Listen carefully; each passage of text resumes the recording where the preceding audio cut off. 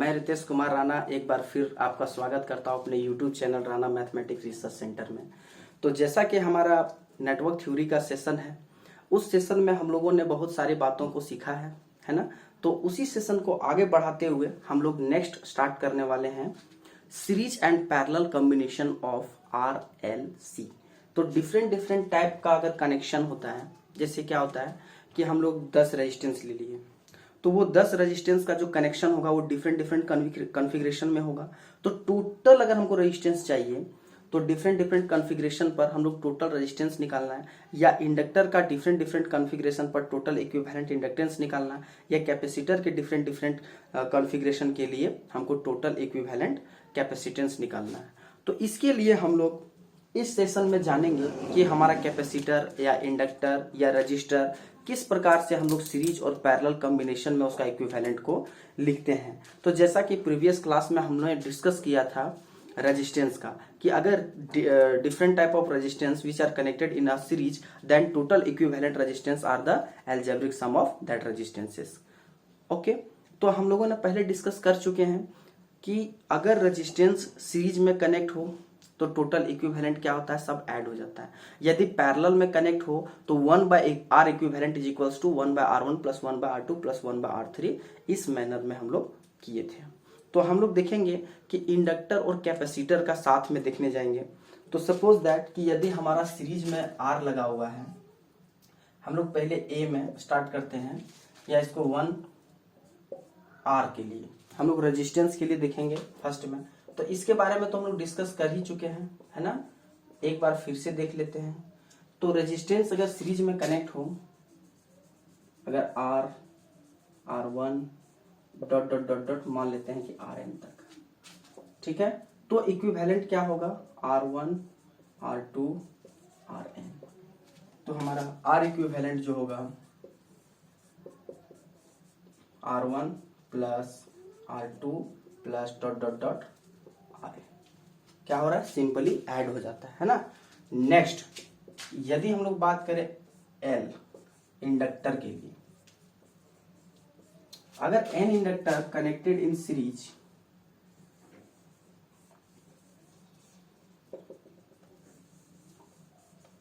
तो इस जगह पर क्या हो जाएगा, यदि ये L1 है, ये L2 है, L3 है, L4 है, डॉट डॉट डॉट Ln है ना, ये मेरा N1 है। तो इस जगह पर भी हमारा L equivalent is equals to L1 plus L2 plus dot dot dot Ln। ऐसा क्यों? ऐसा इसलिए होता है क्योंकि यदि हम लोग इम्पीडेंस की बात करें ZR का, तो ये होता है R which is directly proportional to resistance. यदि हम लोग ZL की बात करें तो ये होता है J⍵L। यहाँ भी अगर ओमेगा L, अगर एक पार्टिकुलर फ्रीक्वेंसी की बात करें कि सीरीज में अगर कनेक्ट है, तो किसी भी तरह का अगर सोर्स देंगे तो उसका फ्रीक्वेंसी क्या होगा, एक पार्टिकुलर टाइम पर कांस्टेंट होगा। तो इस स्थिति में क्या हो रहा है कि ZL जो है ये भी डायरेक्टली प्रोपोर्शनल टू L है। तो ZR जो है डायरेक्टली प्रोपोर्शनल टू R और ZL also directly proportional to L। इसलिए हम लोग का जो प्रॉपर्टी है यहाँ पर सेम प्रॉपर्टी होता है। अब नेक्स्ट अगर कॉम्बिनेशन देखें हम लोग कैपेसिटेंस का,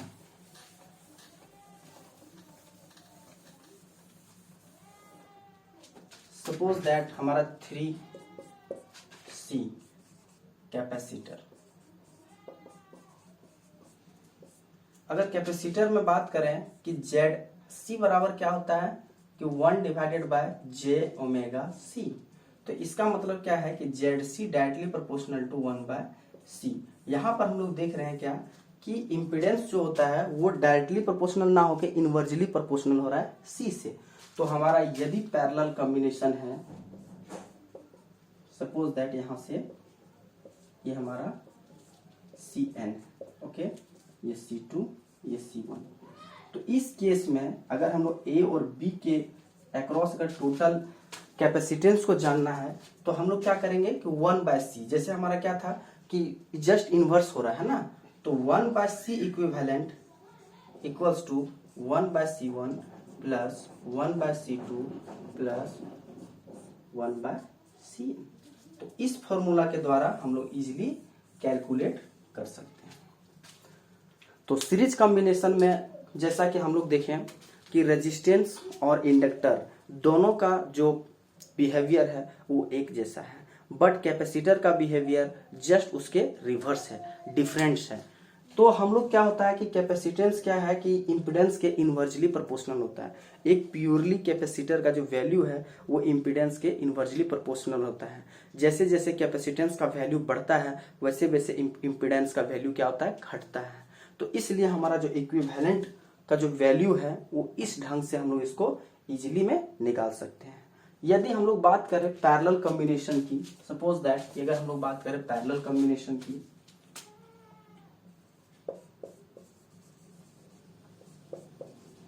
अगर हम लोग पैरेलल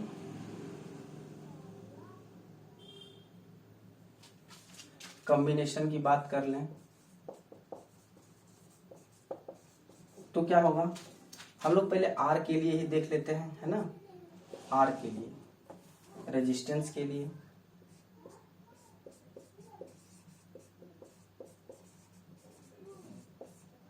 तो जैसा कि हम लोग रेजिस्टेंस के बारे में डिस्कस कर चुके हैं पहले ही प्रीवियस लेक्चर में, तो रेजिस्टेंस में क्या होता है ये सभी को पता ही होगा कि यदि हमारा एन रेजिस्टेंस पैरेलल कनेक्ट है, सपोज दैट ये मेरा पहला रजिस्टर हुआ, ये हमारा दूसरा रजिस्टर हुआ, ये मेरा तीसरा रजिस्टर हुआ, डॉट डॉट डॉट मान लेते हैं कि ये मेरा एन1 रजिस्टर है, ठीक है। All resistance are connected in parallel. Then what is the equivalent resistance? अगर ये R1 है, ये R2 है, ये R3 है और ये Rn है। अगर हमको A और B के अक्रॉस, A और B के अक्रॉस टोटल रेजिस्टेंस चाहिए तो हम लोग क्या करेंगे, पहले ही देख चुके हैं कि 1/R equivalent is equals to 1/R1 plus 1/R2 plus dot dot dot 1/Rn। इस फॉर्मूला के थ्रू हम लोग इक्विवेलेंट रेजिस्टेंस फाइंड कर सकते हैं। If all the resistance are connected in parallel then this formula are used to find the equivalent impedance or equivalent resistance of that circuit. Okay, again अगर हम लोग बात करें एल के लिए, यदि हम लोग इंडक्टर की बात करें,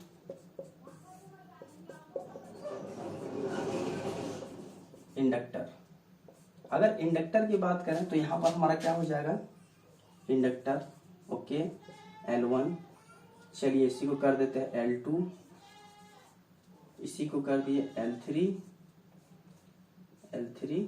और यहां पर हो गया हमारा Ln, और यहां पर हमको क्या फाइंड करना है, टोटल इक्विवेलेंट इंडक्टेंस। तो हम लोग सिंपल सा जान रहे हैं कि जिस प्रकार रेजिस्टेंस का बिहेवियर होगा उसी तरह हमारा इंडक्टर का भी बिहेवियर होगा। तो उस कंडीशन में, जस्ट उस कंडीशन में हम लोग क्या करेंगे, आर के जगह पर एल को रिप्लेस कर देंगे। तो एल को जब रिप्लेस करेंगे तो यहाँ पर 1/L equivalent is equals to 1/L equivalent is equals to 1/L1 1/L2 dot dot dot 1/Ln। तो इस फॉर्मूला के थ्रू हम लोग यदि पैरेलल कॉम्बिनेशन में यदि इंडक्टर हो तो हम लोग जस्ट इस फॉर्मूला के थ्रू उसको कैलकुलेट कर सकते हैं, ठीक है। नेक्स्ट अगर हम लोग तीसरे नंबर में चलते हैं कैपेसिटर में,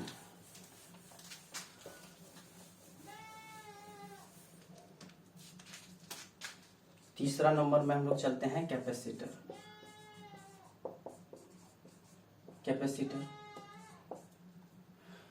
तो जस्ट हमारा कैपेसिटर यदि पैरेलल कनेक्ट हो, सपोज दैट C1 C2 या डॉट डॉट डॉट डॉट मान लेते हैं कि हमारा Cn, ठीक है, ये मेरा C2 है, C1 इधर C3 C4 सब है, ठीक है, ये Cn है, ठीक है। अब हमको A और B के अक्रॉस इक्विवेलेंट निकालना है, C इक्विवेलेंट। तो इस कंडीशन में हम लोग क्या करेंगे, तो हमको पता है कि Z जो होता है वो इनवर्सली प्रोपोर्शनल होगा C का, है ना, ZC is inversely proportional to C। तो जस्ट हम लोग उसको उल्टा देंगे, तो C equivalent is equals to C1 plus C2 plus dot dot Cn। तो ये बेसिक सा फॉर्मूला हमारा आएगा। तो अगर डिफरेंट डिफरेंट कॉम्बिनेशन में अगर रजिस्टर हो, कैपेसिटर हो और अगर इक्विवेलेंट निकालना है तो बिल्कुल हम लोग इस फॉर्मूले के थ्रू इजीली कैलकुलेट कर सकते हैं। सपोज दैट, अगर एग्जांपल के लिए यदि एक एग्जांपल लेते हैं कि सपोज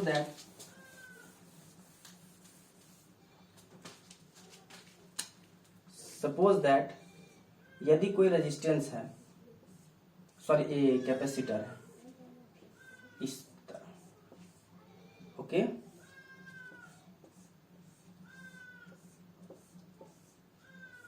ओके, और यहां पर हमको निकालना है सी इक्विवेलेंट। ये है ए, ये है बी, ठीक है, ये सी वैल्यू, सी वैल्यू, सी वैल्यू और सी वैल्यू। अब हमको निकालना है सी इक्विवेलेंट, ठीक है। तो इस सी इक्विवेलेंट को हम लोग कैसे निकाल सकते हैं? तो नॉर्मली आप लोग को आप देख रहे होंगे कि यहां से लेके यहां तक ये क्या है, सीरीज में कनेक्ट है, क्या है, सीरीज में। तो इसका इक्विवेलेंट कैसे निकलेगा? अगर इसको हम लोग सी इक्विवेलेंट 1 बोले तो जब सीरीज में कनेक्ट होता है तो हमारा क्या होता है, 1 by C equivalent 1 equals to 1 by C plus 1 by C.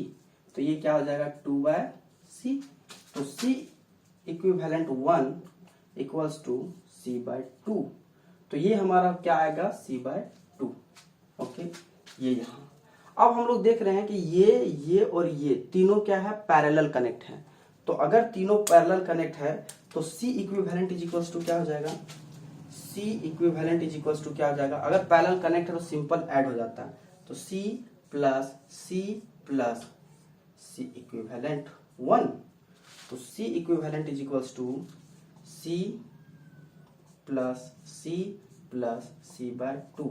तो ये क्या आएगा, 5c बाय 2, 5c बाय 2। तो ये हमारा इक्विवेलेंट कैपेसिटेंस हो गया।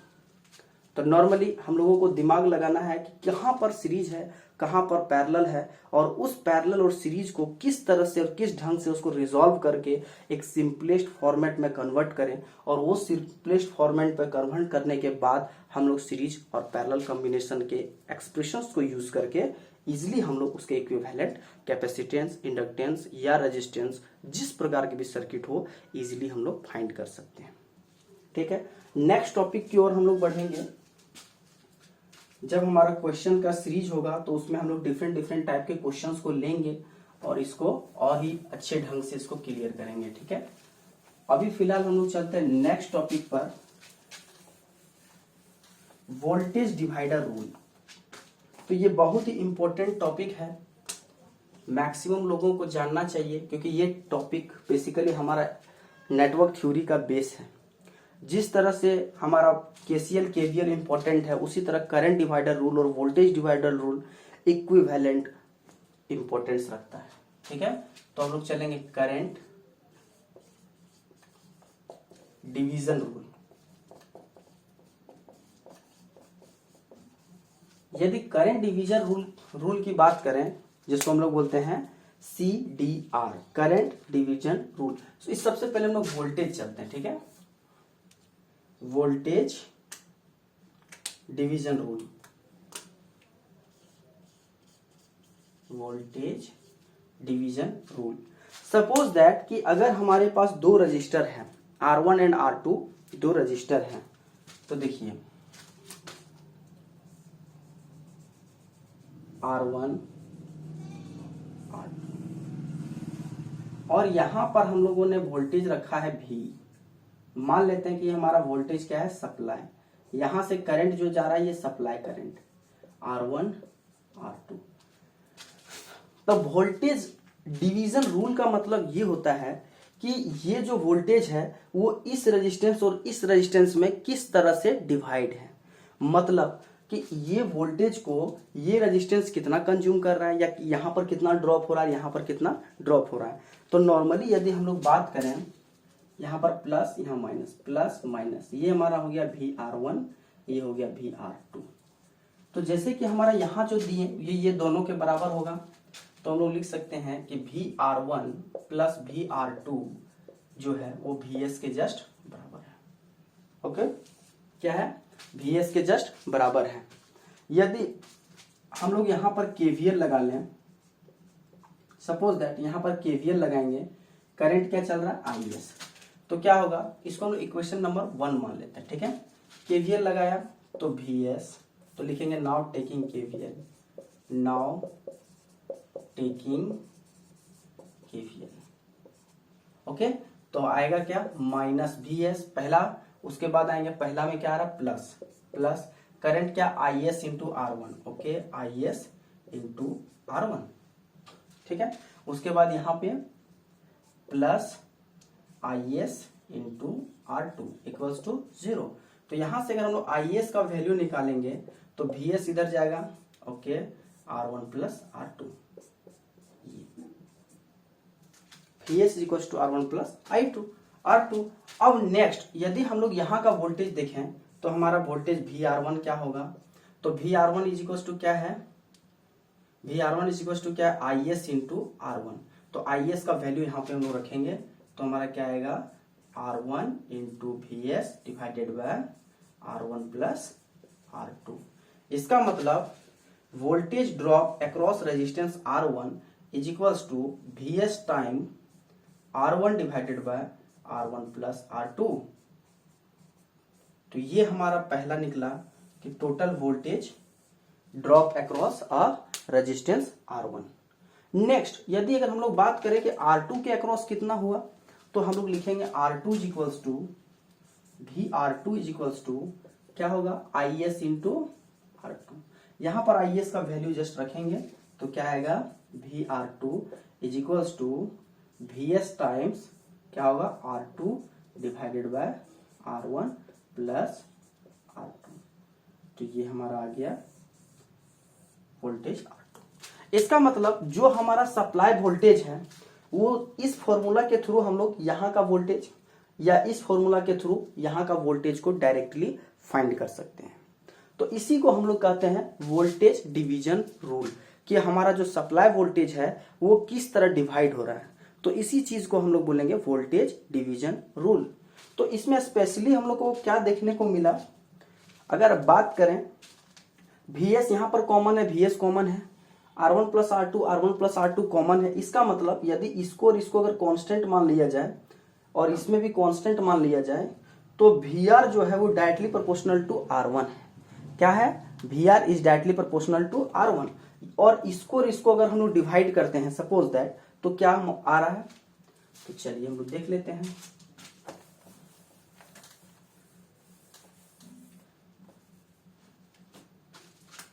ये हमारा क्या है Vs। अगर इसको डिवाइड कर रहे हैं तो VR1 VR2 is equals to R1 R2। इसका मतलब क्या हुआ कि Vr जो है वो डायरेक्टली प्रोपोर्शनल टू R1 और VR2 जो है वो डायरेक्टली प्रोपोर्शनल टू R2। इसका मतलब कि जिसका रेजिस्टेंस का वैल्यू ज्यादा होगा, मतलब यहां पर रेजिस्टेंस का वैल्यू जिसका ज्यादा होगा वही हमारा क्या होगा, उसका वोल्टेज ज्यादा, मतलब यहाँ का वोल्टेज वो ज्यादा कंज्यूम करेगा जिसका रेजिस्टेंस ज्यादा होगा। ऐसे भी हम लोग जानते हैं कि voltage drop is equals to क्या होता है, करंट इंटू रेजिस्टेंस। करंट दोनों सेम है तो जिसका रेजिस्टेंस ज्यादा वही ज्यादा ड्रॉप करेगा। उस ढंग से भी हम लोग समझ सकते हैं। ऐसे अगर हम लोग एक्सप्रेशन के थ्रू जाएं तो इस एक्सप्रेशन से भी हमको पता चल रहा है कि यदि R1 सपोज दैट कि यदि R1 यहां अगर हम लोग कर लें कि यदि R1 ग्रेटर देन R2, तो इस कंडीशन में क्या होगा कि हम लोग इसको यहाँ इसको डिवाइड कर सकते हैं R1 bye R2 greater than 1।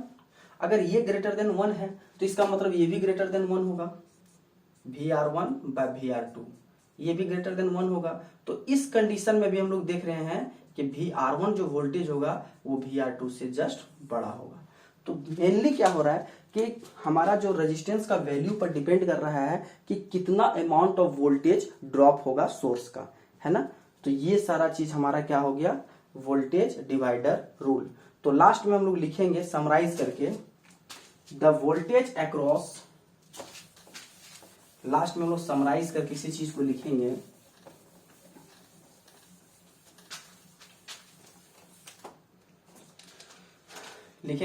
The voltage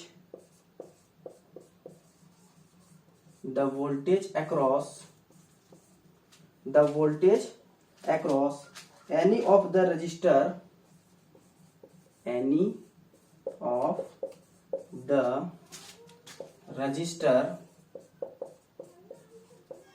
ठीक है, the voltage across any of the resistor is equal to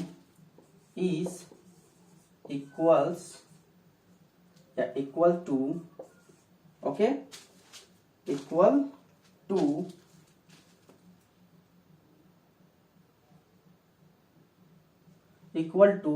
the ratio of branch resistance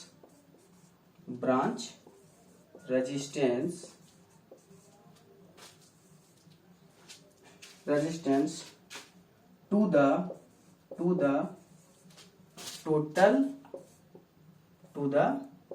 total resistance multiplied by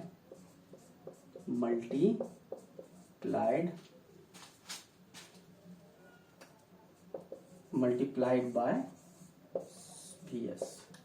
इसका मतलब क्या हो गया कि Vr जहां का निकालना है तो हम लोग क्या करेंगे कि Vs सप्लाई वोल्टेज इनटू वहां का resistance divided by total resistance, है ना, टोटल रेजिस्टेंस। तो इस फॉर्मूला के थ्रू यदि हम लोग तीन रेजिस्टेंस की अगर बात कर लें, तीन रेजिस्टेंस अगर सपोज दैट हमारा यहां पर क्या है, 1 2 3, तीन रेजिस्टेंस की अगर बात करें तो हम लोग किसी भी एक पर अगर निकालना हो, IS है, ये VS है, मान लें R1 है, ये R2 है, ये R3 है। यदि हमको बोला जाए कि नहीं, हमको बताइए कि VR2 क्या होगा, तो हमारा इस डेफिनेशन के थ्रू देखें कि यदि VR2 निकालना हो तो VR2 equals to VS into, हमको रेशियो चाहिए तो ब्रांच रेजिस्टेंस जहां पर निकालना है उसका ब्रांच रेजिस्टेंस कितना है, R2 divided by total resistance. तो हम लोगों को सीरीज कॉम्बिनेशन में टोटल रेजिस्टेंस का बिल्कुल आइडिया है कि हम लोग क्या करते हैं, ऐड कर देते हैं।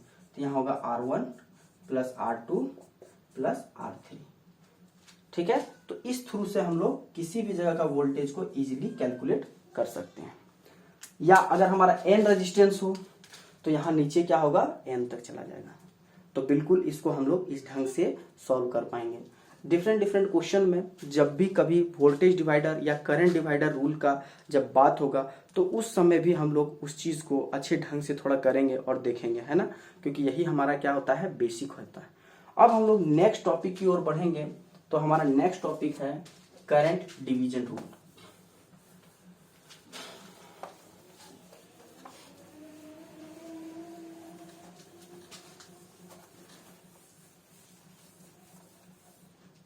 नेक्स्ट टॉपिक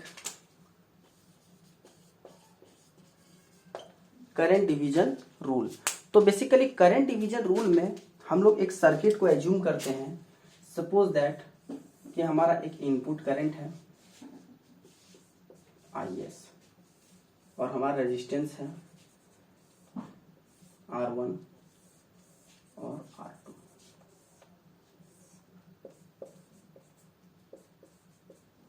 यहां पर जो करंट आ रहा है वो IR1, यहां पर जो करंट आ रहा है वो IR2। तो नॉर्मली यहां पर हमारा करंट डिवीजन रूल क्या कहता है कि ये रेजिस्टेंस में इस करंट का कितना पार्ट जा रहा है या किस तरह से, किस तरीके से ये करंट डिवाइड हो रहा है, ये हमारा एक्चुअल करंट। तो हमारा एक्चुअल करंट अगर IS है, सोर्स करंट, तो ये सोर्स करंट किस प्रकार से डिवाइड हो रहा है, इसका अपना क्या रूल है, ये किस पर डिपेंड कर रहा है कि किसमें ज्यादा होगा किसमें कम होगा, ठीक है। तो जैसा कि हम लोग अच्छे तरह से जानते हैं कि यदि वोल्टेज सेम है तो डिपेंड करेगा करंट पर, है ना। अगर वोल्टेज सेम है तो रेजिस्टेंस पर डिपेंड करेगा, कैसे, तो इनवर्सली करेगा। अगर वोल्टेज सेम है तो V बाय R, तो जिसका R का वैल्यू ज्यादा होगा उसमें करंट कम होगा, जिसका R का वैल्यू ज्यादा होगा उसमें करंट कम होगा, और जिसमें कम होगा उसमें करंट ज्यादा होगा। तो ये इनवर्सली प्रोपोर्शनल टाइप का रिलेशन होता है। तो हम लोग यहाँ पर देखेंगे। तो इस जगह पर हम लोग अगर देखें, हमारा वोल्टेज क्या है, इक्वल है। तो हम लोग देखेंगे कि IS is equals to IR1 plus IR2। इस जगह पर यदि हम लोग देखें कि यहाँ का वोल्टेज अगर V है और यहाँ का वोल्टेज V है, सपोज दैट सेम वोल्टेज है, तो हम लोग लिख सकते हैं कि VR1 इक्वल्स टू VR2। अगर VR1 is equals to VR2 है तो इस कंडीशन में हम लोग क्या लिख सकते हैं कि IR1 into R1 equals to IR2 into R2। तो इस केस में हम लोग क्या कर सकते हैं, इस केस में हम लोग क्या कर सकते हैं कि IR1 by IR2 equals to R2 divided by R1। तो इस एक्सप्रेशन से हमको क्या देखने को मिला, इस एक्सप्रेशन से नॉर्मली हम लोग को देखने को ये मिल रहा है कि यहाँ पर एक्चुअली में वोल्टेज हम लोग V ले लिए, ठीक है, यहाँ पर ये वोल्टेज हम लोग V एज्यूम कर रहे हैं, ठीक है, कि वोल्टेज V है। तो नॉर्मली यहाँ हम लोग को देखने को मिल रहा है कि IR जस्ट इसके इधर जा रहा है, इसका मतलब current through any resistance R1 is inversely proportional to R1, या current through any resistance R2 which is inversely proportional to R2। इसका मतलब क्या हुआ कि जिस ब्रांच का रेजिस्टेंस ज्यादा होगा उस ब्रांच में करंट का वैल्यू कम होगा, जिस ब्रांच का रेजिस्टेंस कम होगा उस ब्रांच में करंट का वैल्यू ज्यादा होगा। तो ये एक्सप्रेशन उस चीज को शो कर रहा है। तो हम लोग फाइनली क्या करना है, कैलकुलेट IR1 एंड IR2 का वैल्यू, है ना। तो हम लोग कैसे निकालेंगे, तो हम लोग को वोल्टेज चाहिए, वोल्टेज तो एक्चुअल में भी है, तो हम लोग दो तरीके से निकाल सकते हैं, है ना। तो हम लोग आगे कैलकुलेट करते हैं, KCL लेते हैं, नाउ टेकिंग KCL। तो जैसा कि अभी देखें कि यदि डिफरेंट बहुत सारे पैरेलल दिख रहे हैं तो हम लोग KCL के थ्रू बढ़ते हैं, जब ज्यादा सीरीज में दिखता है तो हम लोग KVL के थ्रू बढ़ते हैं। तो यहाँ पर हम लोग KCL लगाएंगे, है ना। तो VS इज इक्वल्स टू क्या होगा, KCL ही है, इस नोड पर KCL लगा हुआ है, तो VS इज इक्वल्स टू क्या हो जाएगा, IS इज इक्वल्स टू हमारा क्या हो जाएगा, यहाँ पर V divided by R1, okay, plus V divided by R2। तो इस जगह से हम लोग देखें IS is equals to V 1 by R1 plus 1 by R2।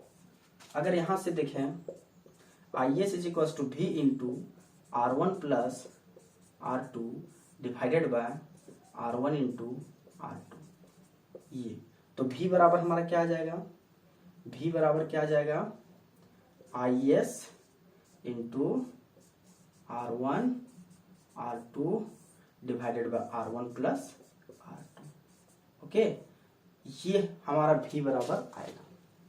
अब हम लोग करंट देखते हैं कि IR1 क्या होगा। तो sir current IR1 equals to sir V by R1, okay. तो V का वैल्यू ऑलरेडी पता है, R1 से डिवाइड करेंगे तो R1 कैंसिल हो जाएगा, तो क्या बचेगा, तो देखिए V की जगह पर हम लोग रखेंगे IS R1 R2 divided by R1 plus R2, और इसमें हम लोग भागा देंगे R1, तो यहां से हमारा R1 जस्ट कैंसल, तो हमारा क्या आ गया एक्सप्रेशन, ये आ गया IS into R2 divided by R1 plus R2। तो IR1 is equals to IS into R2 divided by R1 plus R2। तो यहाँ पर क्या हो रहा है कि यहाँ R1 है तो यहाँ पर क्या है, R2 है। इसका मतलब क्या है कि इनवर्सली प्रोपोर्शनल का रिलेशन है, ठीक है, कि अगर current through R1 is inversely proportional to the value of resistance, okay.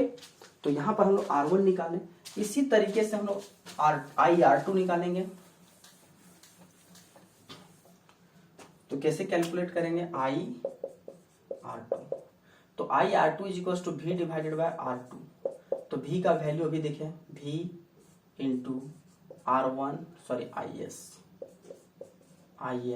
R1 R2 R1 plus R2 divided by R2, यहाँ से R2 कैंसल, तो IR2 is equals to IS R1 divided by R1 plus R2।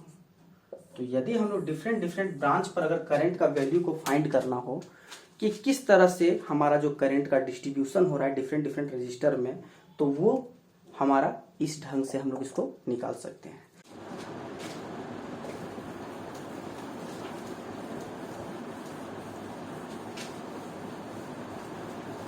तो जैसा कि हमारा जो formula आएगा,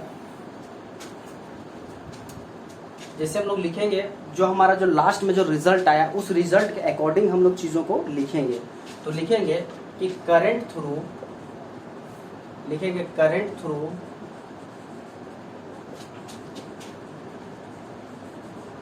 any branch, current through any branch equals to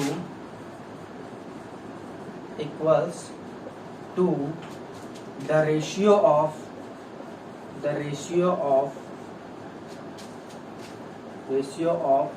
opposite branch resistance, opposite branch resistance tends to the total resistance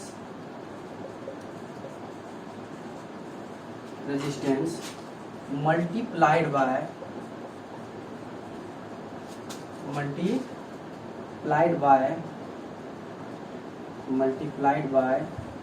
IS।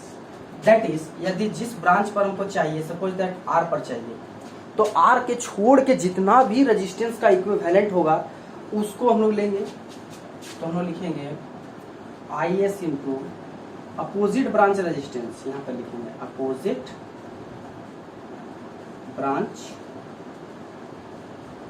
R divided by total resistance.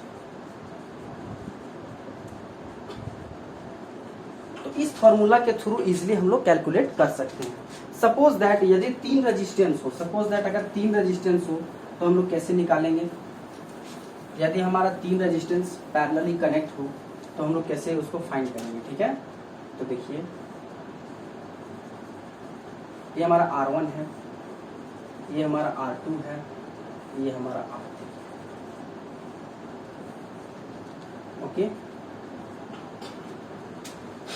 अगर हमको इस जगह पर करंट निकालना IR1, ओके, ये हमारा करंट IR1 हमको निकालना है, और यहाँ पर हमारा जो वोल्टेज है, सॉरी करंट अगर ले लें, करंट IS, ओके, ये करंट क्या है? IS। अब हमको निकालना IR1, तो इस IR1 को निकालने के लिए क्या लिखेंगे? IR1 इक्वल्स टू, अगर बात करें यहाँ, अगर हम लोग इस पर निकाल रहे हैं तो इसको छोड़ के जितना भी रेजिस्टेंस का इक्विवेलेंट है वो कहलाता है अपोजिट रेजिस्टेंस।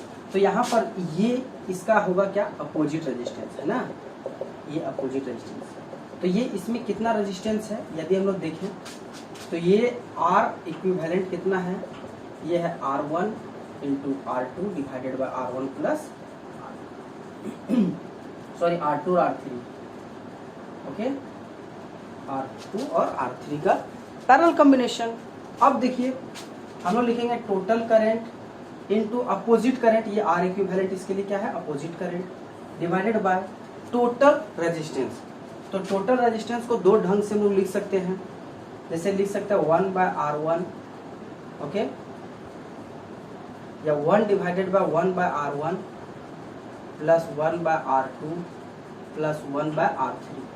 चाहे तो ऐसे लिख सकते हैं, अगर इसको ऐसे नहीं लिखेंगे तो दूसरे ढंग से कैसे लिख सकते हैं? R1 plus R equivalent.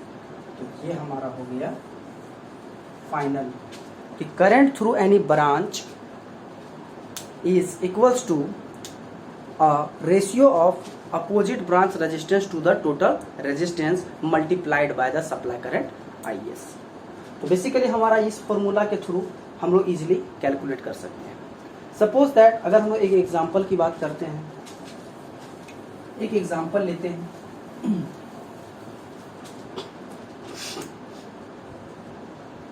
मान लेते हैं क्वेश्चन नंबर 1। सपोज दैट यहाँ पर हमारा रेजिस्टेंस है, ये एक रेजिस्टेंस है और एक रेजिस्टेंस है ना। यहाँ पर वोल्टेज, ये वोल्टेज हमारा है 6 वोल्ट, ये हमारा 2 ओम, ये हमारा 4 ओम, ये हमारा 4 ओम। अब बताइए कि हमारा जो वोल्टेज होगा ये होगा V2 ओम, ये V4 ओम, ये हमारा हो गया, इधर से करंट आएगा इधर से, तो V4 ओम। तो नॉर्मली अगर हम लोग सब एक एक करके वोल्टेज को निकालें तो कैसे निकलेगा? यदि कोई V2 ओम बोले तो total voltage into same branch 2 divided by total, तो 2 4 4, 2 4 4, तो कितना हो गया 6 इंटू 12 डिवाइडेड बाय 10, 1.2 वोल्ट। यदि कोई बोल दे कि V4 Om is equals to, ये यहाँ पर और यहाँ पर सेम वोल्टेज ड्रॉप होगा, है ना, तो V4 Om is equals to क्या होगा? तो टोटल वोल्टेज डिवाइडेड बाय यहाँ का रेजिस्टेंस डिवाइडेड बाय टोटल, 2 + 4 + 4, तो ये आएगा 24 divided by 10 is equals to 2.4। तो इस जगह पर और इस जगह पर सेम वोल्टेज ड्रॉप होगा, तो हम लोग इस जगह पर भी वोल्टेज ड्रॉप 2.4। अब हम लोग ऐड करके देखेंगे इसके बराबर हो रहा है कि नहीं। 2.4 + 2.4 कितना आ गया? 4.8, 4.8 + 1.2 इज इक्वल्स टू 6। तो इसका मतलब जो वोल्टेज का जो डिस्ट्रीब्यूशन है, यहाँ पर 1.2 वोल्ट, यहाँ पर कितना? तो 2.4 वोल्ट, और यहाँ पर 2.4 वोल्ट है। तो इसको हम लोग आराम से वोल्टेज डिवीजन रूल से फाइंड कर सकते हैं। दूसरा एग्जांपल लेते हैं हम एक करंट डिवीजन रूल। तो सपोज दैट कि अगर एक हमारा सर्किट है जिसमें 3 रेजिस्टेंस है, मान लिया कि I1,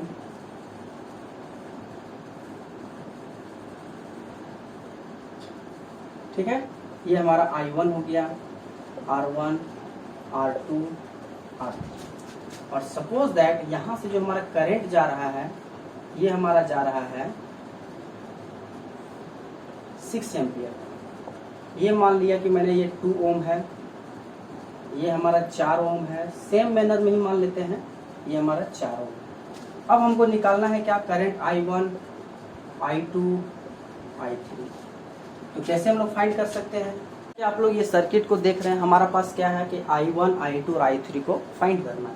तो एक्चुअली में हम लोग सबसे पहले ध्यान देंगे अपोजिट रेजिस्टेंस। कहने का मतलब है जो अपोजिट रेजिस्टेंस है उसको क्या, किसको कहेंगे? जब हम लोग I1 निकालेंगे तो इसके लिए हमारा जो अपोजिट रेजिस्टेंस होगा, तो ये होगा parallel combination of this and this.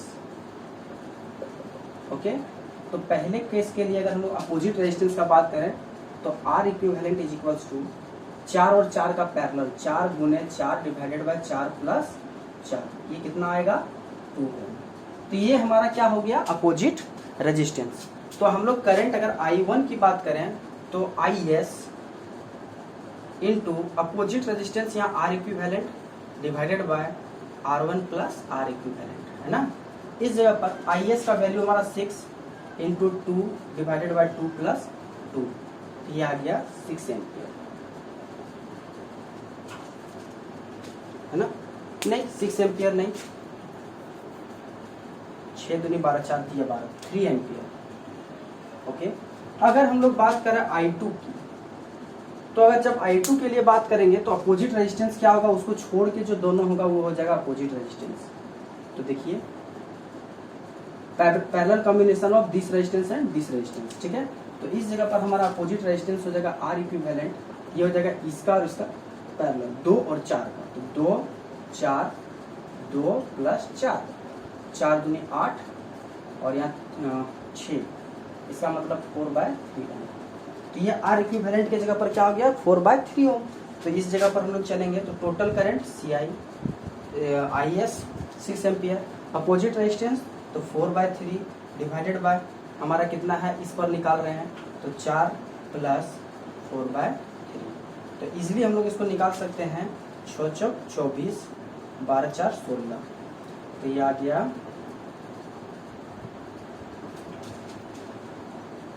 6/4, 8 से कटेगा 3/2, 3/2 एम्पियर, यानी कि 1.5 एम्पियर, ठीक है, 1.5 एम्पियर। अब नेक्स्ट केस में जब हम लोग को करंट I3 निकालना है तो ये हमारा हो जाएगा अपोजिट, है ना, ये अपोजिट रेजिस्टेंस होगा, तो 2 और 4 का कॉम्बिनेशन सेम ही रहेगा। तो इस जगह पर हमारा क्या होगा कि I2 का जो वैल्यू है वो I3 के जस्ट बराबर होगा, तो ये हो जाएगा 1.5 एम्पियर। तो इस तरीके से हम लोग इजीली, चाहे वो एक ब्रांच हो या दो ब्रांच हो या n नंबर ऑफ ब्रांच हो, हम लोग इजीली उसको कैलकुलेट कर सकते हैं। ठीक है, तो इस तरीके का प्रोसीजर को यूज करके हम लोग फाइनली हर सभी ब्रांच में करंट को यूज कर सकते हैं। तो इस नियम को हम लोग कहेंगे करंट डिवीजन लॉ, ओके, या रूल। ठीक है, अब नेक्स्ट हम लोग चलेंगे कन्वर्जन। तो कुछ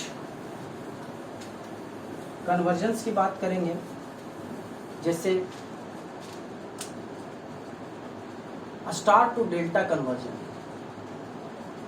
स्टार टू डेल्टा कन्वर्जन। तो सबसे पहले हम लोग जानेंगे कि what is star and what is the delta. तो सबसे पहले अगर हम लोग स्टार और डेल्टा की बात करें तो स्टार में क्या होता है, कुछ टर्मिनल्स दिखते हैं, बाहर प्रतीत होता है। अगर हम लोग देखते हैं कि स्टार कुछ ऐसा होता है, ऐसे ऐसे लाइट निकलता है ना, इस तरह का, है ना, तो ये स्टार।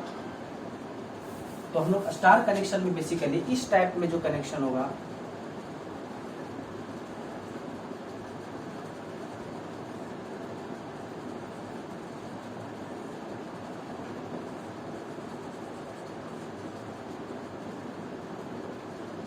ये हमारा स्टार कनेक्शन कहलाता है। इस कनेक्शन में सपोज दैट कि हमारा रेजिस्टेंस यहाँ पर R1 है, यहाँ पर रेजिस्टेंस R2 है, यहाँ पर रेजिस्टेंस R3 है। ये टर्मिनल हमारा A है, ये टर्मिनल B है और ये C है। इस इक्विवेलेंट को यदि हमको इस इक्विवेलेंट में कन्वर्ट करना हो,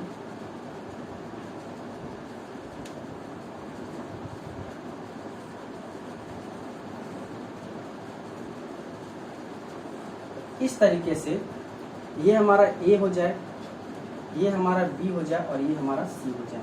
तो इस जगह पर हम लोग देखेंगे कि ये रेजिस्टेंस जो है, मान लेते हैं ये रेजिस्टेंस RAB है, ये रेजिस्टेंस RBC है और ये रेजिस्टेंस RAC है। यदि इस टाइप के कॉन्फ़िगरेशन को, यदि हम लोग इस टाइप के कॉन्फ़िगरेशन में कन्वर्ट करेंगे तो हमारा रेजिस्टेंस का जो वैल्यू होगा वो कैसे होगा। ठीक है, तो फिलहाल हम इसका प्रूफ नहीं बता रहे हैं, बस फॉर्मूला बता दे रहे हैं कि कैसे कैसे उसको कन्वर्ट करेंगे, क्योंकि यहाँ पर प्रूफ का नीड हम लोग को कंपटीशन में कहीं नहीं है। तो हम लोग नॉर्मली इसका फॉर्मूला देखेंगे। ठीक है, तो जैसे देखिए हमको निकालना है RAB, सपोज दैट कि हमको RAB निकालना है, ओके, RAB।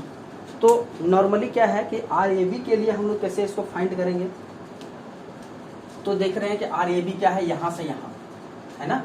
तो R1 प्लस R2 कैसे लिखेंगे, R1 प्लस R2, देखिए RAB यहाँ आपको देख रहे हैं ना, इस जगह का बात हो रहा है। तो इस जगह का बात हो रहा है, अगर RAB निकालना है तो R1 प्लस R2, देखिए ध्यान रखिएगा, R1 प्लस R2 प्लस उसके बाद क्या होगा, R1 into R2, R1 into R2 divided bye R3, जो फाइनली इस ढंग से। अगर हम लोग को निकालना RBC तो R2 plus R3, R2 into R3 divided by R1। अगर हमको निकालना RAC तो लिखेंगे R1 plus R3, R1 into R3 divided by R1। तो ये बेसिक सा फॉर्मूला है हम लोग को स्टार से डेल्टा में कन्वर्ज करने के लिए। ठीक है, तो डेल्टा का वैल्यू निकालना in the terms of star, then you can use this value. Okay, तो बिल्कुल हम लोग इसको याद रखेंगे कि अगर हमको AB निकालना है तो ये ब्रांच और ये ब्रांच को एडिशन करेंगे, फिर दोनों का प्रोडक्ट करेंगे और इसे डिवाइड कर देंगे और तीनों को सम करेंगे, है कि नहीं। तो इस तरीके से हम लोग निकाल सकते हैं। सपोज दैट कि यदि हमारा रजिस्टर की जगह इंडक्टर हो जाए, सपोज दैट यहाँ पर अगर इंडक्टर हो जाए तो क्या होगा, अगर यहाँ पर LAB निकालने बोल दें, यहाँ पर इंडक्टर है, ये हमारा L1 है, L2 है, L3। इस केस में हम लोग क्या कर सकते हैं,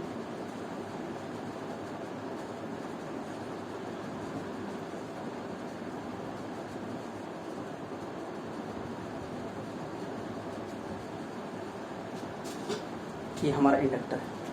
यदि हम लोग LAC निकालना है या LAB निकालना है या LBC निकालना है, तो जैसा कि हम लोगों ने पहले भी देखा है कि रेजिस्टेंस और इंडक्टर का जो रिलेशन है वो बिल्कुल सेम टाइप का होता है।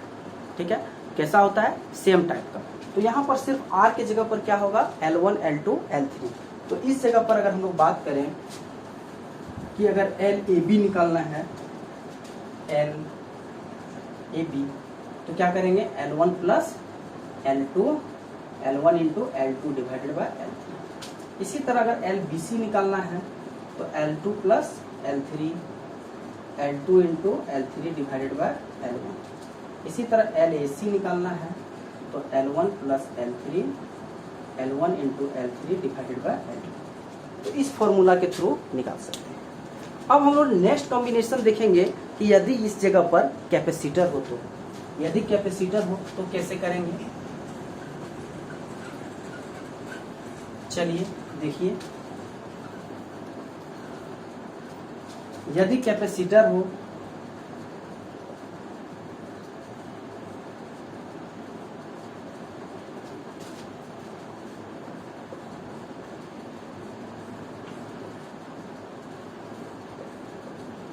यदि ये कैपेसिटर हो, अगर ये मान लेते हैं मेरा C1 है, ये C2 है, ये C3 है। यदि हमारा ये CAB है, ये CBC है और CAC, तो हम लोग कैसे फाइंड कर सकते हैं इसको? तो हम लोग दूसरा फॉर्मूला यूज करेंगे इसके लिए कि अगर हमको CAB निकालना है तो हम लोग क्या करेंगे? C1 इंटू C2, जैसे हमको AB निकालना है तो उसी चीज को लेंगे C1 into C2, C1 into C2 divided by C1 plus C2 plus C2। Okay, तो हम लोग इस फॉर्मूला के थ्रू इजीली कैलकुलेट कर सकते हैं। चाहे CBC निकालना है तो जैसे BC निकालना है तो C2 इंटू C3।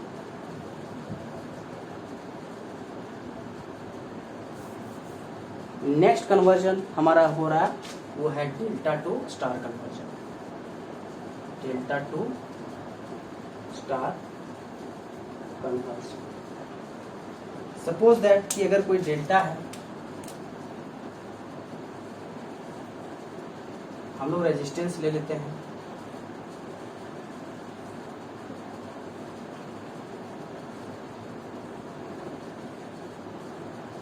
और इसको हम लोग को स्टार में कन्वर्ट करना है।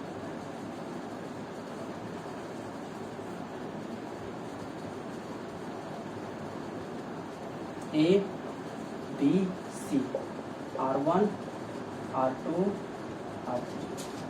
ये हमारा A, B, C, ये हमारा RAB, RBC, या इसको हम लोग दूसरे ढंग से लेते हैं, कैपिटल R1, R2 को RA, RB, RC भी ले सकते हैं।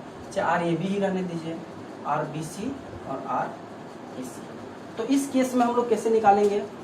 तो R1 इज इक्वल्स टू, देखिए R1 का जब बात होता है तो यहाँ देखिए ये R1 यहाँ आएगा, R1 है ना, तो ये वाला और ये वाला का प्रोडक्ट है कि नहीं, ये वाला और ये वाला का प्रोडक्ट, तो RAC into RAB divided by total, तो हम लोग लिखेंगे RAB plus RBC plus RBC।